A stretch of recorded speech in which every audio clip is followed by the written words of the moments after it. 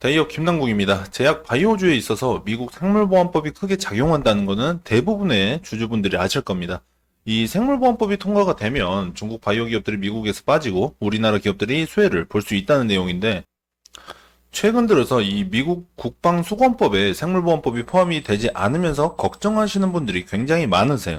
어쩌면 관련이 되어 있다라고 할 수도 있고 아니다, 별개다라고 할 수도 있는데, 오늘 제가 이 부분에 대해서 정확히 짚어드리도록 하겠습니다. 결론부터 말씀드리면 걱정 하나도 안 하셔도 됩니다. 생물보안법이 국방수권법에 포함이 되지 않았다고 해서 우리나라 CDMO 기업들이 수혜를 못 본다? 제가 보기에는 잘못된 해석 같아서 오늘 이 영상 찍게 됐습니다. 제가 잠시 후에 이 국방수권법이랑 생물보안법에 대해서 누구보다 쉽게 자세히 말씀을 드릴 테니까 이 CDMO 관련주 가지고 계시는 분들, 그리고 제약 바이오 관심 있으신 분들 이 영상 꼭 집중하셔서 보셔야 됩니다. 먼저 이 생물보안법 이야기가 나오면서 뒤따라서 나오는 얘기들이 뭐냐면, 중국 바이오 기업에서 미국에 로비를 엄청나게 많이 한다는 겁니다. 그래서 이 생물보안법이 통과가 안 되네, 또 생물보안법이 국방수권법에 포함이 안 됐네, 계속 이야기가 나오고 있어요. 그러면서 이 우시 바이오로직스의 주가가 크게 상승한 적이 한 번 있는데, 그게 정말로 국방수권법 개정안에 포함이 되지 않으면서 그전처럼 미국과의 관계에 있어서 아무 이상 없다라고 주장할 때입니다. 좀 제대로 정의를 알고 가자면, 국방수권법이랑 이 생물보안법 모두가 미국 국방과 생물학적 안전을 다루는 법률이기는 합니다. 국방수권법은 이 미국의 국방 예산을 승인하고 군사나 방위 정책을 교정하는 법인데, 매년 미국의 주요 인사들이 모여서 회의를 하면서 결정을 하는 건데요. 예산 법안 이외에도 전방위적인 미국에게 유리한 법안이 포함이 되어 있습니다. 이 국방수권법에 한국이 포함되어 있었던 사례도 있는데, 2012년 한국은 이란산 원유를 수입하지 못하게 막았던 적이 있어요. 또 중국을 제재했었던 거는 화웨이를 막았었죠. 미국이 세계의 중심에 있으려고 하는 법이다라고 좀 이해를 해주시면 편하실 것 같아요. 이 생물보안법을 좀 세부적으로 들어가 보면 생물학적 위협으로부터 국가를 보호하고 안전을 강화하기 위한 법안이라고 보시면 되는데, 이번 생물보안법은 아예 중국 바이오 기업을 리스트 발표를 하면서 아예 못을 박아버렸죠.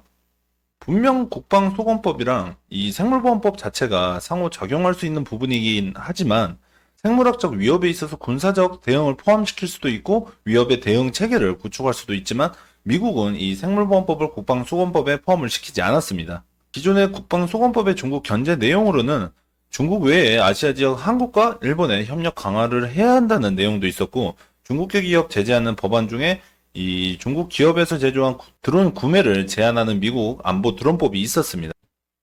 이렇게 중국을 배제하는 내용이 정말 많은데, 상위 법안인 이 국방수권법에 생물보안법이 포함이 되지 않더라도 우리가 걱정하지 않아도 되는 이유가 뭐냐면, 먼저 이미 이 미국 생물보안법이 하원을 통과를 했습니다.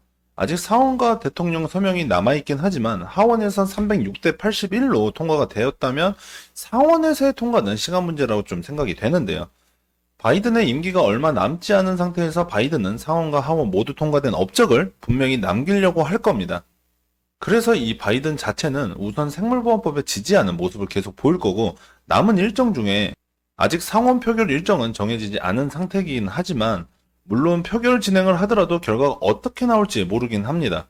하지만 현재 상원 의장은 해리스 부통령이고, 해리스 부통령은 이 바이든의 대통령의 바톤을 이어받았기 때문에 어느 정도의 추구하는 정치 색깔이 비슷할 것으로 예상이 되고 있습니다. 그렇다면 올해 있을 이 미국 대선 결과에도 영향을 받지 않냐라는 궁금증이 생기실 텐데, 트럼프는 먼저 자국 우선주의가 굉장히 강한 사람입니다.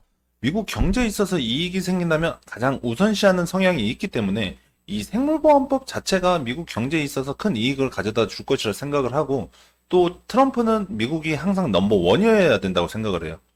중국을 견제하려면 어느 정도 제약 바이오에 있어서 중국을 배제시켜야 되기 때문에 생물보안법 통과에 있어서는 큰 문제가 되지는 않을 것으로 예상이 되고 있습니다.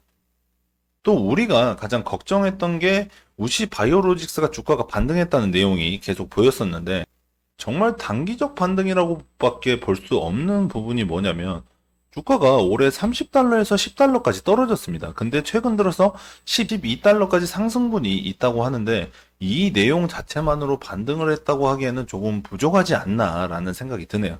그래서 마지막으로 좀 정리를 해보자면, 이 국방수권법이 생물보안법이 포함이 되지 않았던 거는 사실상 걱정이 될 수 있는 부분이긴 합니다. 그러긴 하지만 생물보안법 자체가 하원에서 통과가 됐고 올해 상원에서도 표결이 이루어지면서 결국엔 통과가 되지 않을까 생각되는 부분입니다. 그렇다면 이제 우리는 준비를 해야 되는 게 뭐냐면 국내 CDMO 기업들이 가장 수혜를 볼 거라고 예상을 하고 있기 때문에 거기에 맞춰서 오히려 대비를 하는 게 더 맞지 않나라는 생각이 되네요. 오늘 영상은 여기서 마치고 다음 영상에서 다시 뵙도록 하겠습니다. 대여배 김남국이었습니다.